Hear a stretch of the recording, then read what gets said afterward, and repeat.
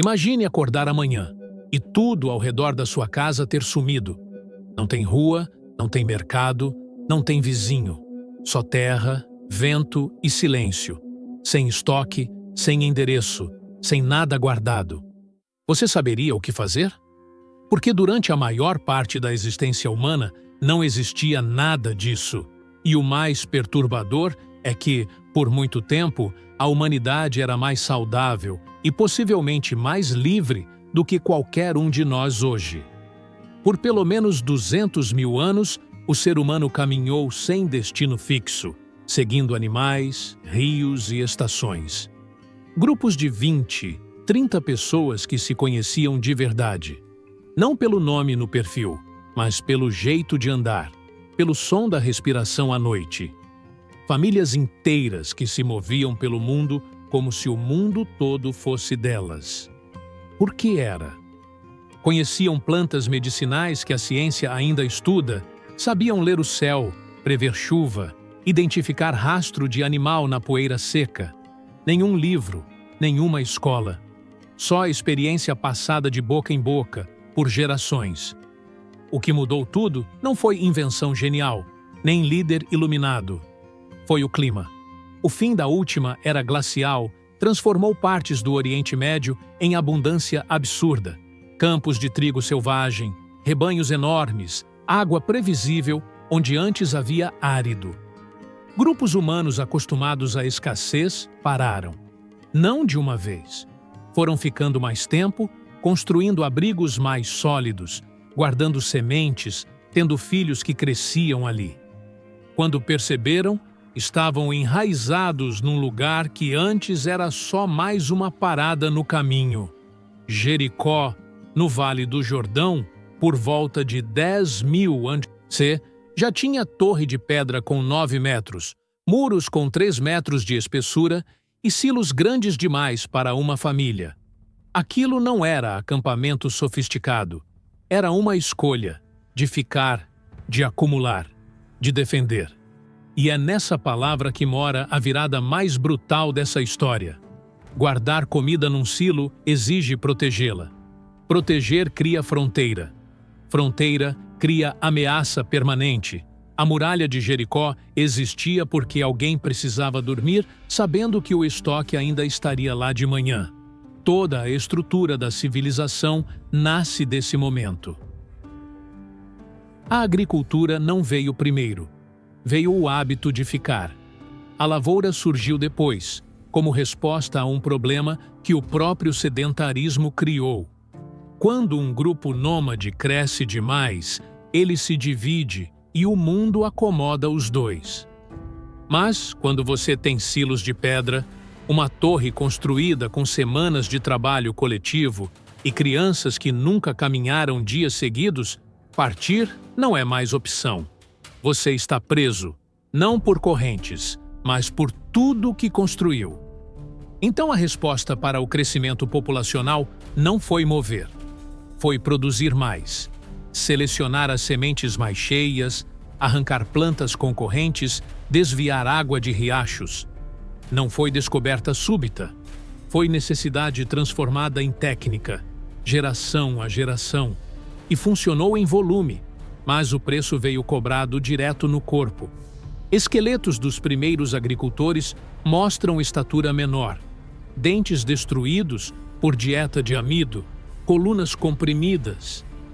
As mulheres carregam no osso a marca de moer grãos por horas, todos os dias.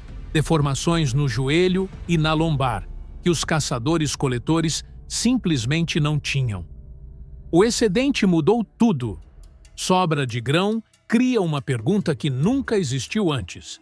Quem controla o que sobrou? Em grupos pequenos, talvez fosse decisão coletiva. Em grupos grandes demais para que todo mundo se conheça, alguém precisa organizar, distribuir, decidir.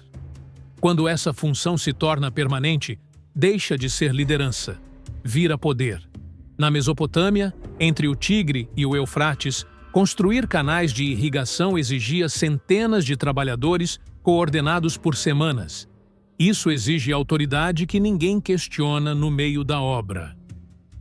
Uruk cresceu nessa lógica. Dezenas de milhares de pessoas, especialistas em funções diferentes, num sistema centralizado. A escrita surgiu ali não por inspiração poética, mas para registrar ração, controlar trabalho, cobrar tributo. Cada tigela de barro idêntica encontrada nas ruínas era uma porção medida para um trabalhador que, em troca, cavava canal e carregava pedra. O alimento deixou de ser algo que você buscava. Passou a ser algo que alguém te dava, desde que você fizesse o que precisava ser feito. Quando duas cidades com canais de irrigação ficavam próximas demais, o resultado era previsível. Água era poder. Canal que cruzava terra alheia criava disputas sem árbitro, sem lei, sem diplomacia, só força. As primeiras guerras registradas na história não foram por ideologia nem por glória. Foram por infraestrutura agrícola. As cidades-estado da Suméria passaram séculos em conflito por fronteiras de irrigação. Os prisioneiros tinham destino certo. Trabalho forçado, registrados na mesma argila onde se registrava a cevada, cavando os canais que sustentavam seus conquistadores. A escravidão não surgiu por maldade excepcional. Surgiu como solução lógica para um problema prático, o que talvez seja a parte mais fria de toda essa história. E o impressionante é que se repetiu. No Vale do Indo, na China, ao longo do Rio Amarelo, no México, no Peru, onde quer que a agricultura se fixasse em escala, a cidade surgiu. Sempre pela mesma lógica. Excedente gerou controle. Controle gerou hierarquia. Hierarquia gerou guerra permanente. Ambientes completamente diferentes. Culturas sem nenhum contato entre si, resultado quase idêntico. Foi escolha? Os registros sugerem que ninguém acordou decidido a construir uma civilização com impostos e exército. O que aconteceu foi uma série de escolhas pequenas, cada uma racional, no momento, acumulando consequências que só ficaram visíveis quando já era tarde. Ficar mais um inverno. Guardar mais um saco. Construir uma muralha mais alta. E houve resistência.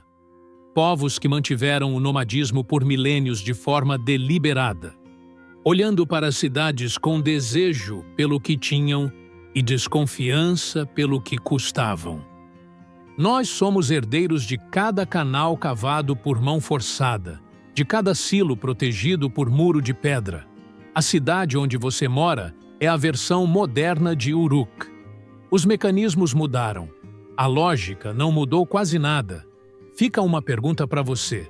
Se pudesse escolher, com tudo o que sabe hoje, você teria parado? Me fala nos comentários. Pode ser curto, pode ser sincero. Se esse tipo de história te move, inscreve no canal e ativa o sino. Tem muito mais vindo.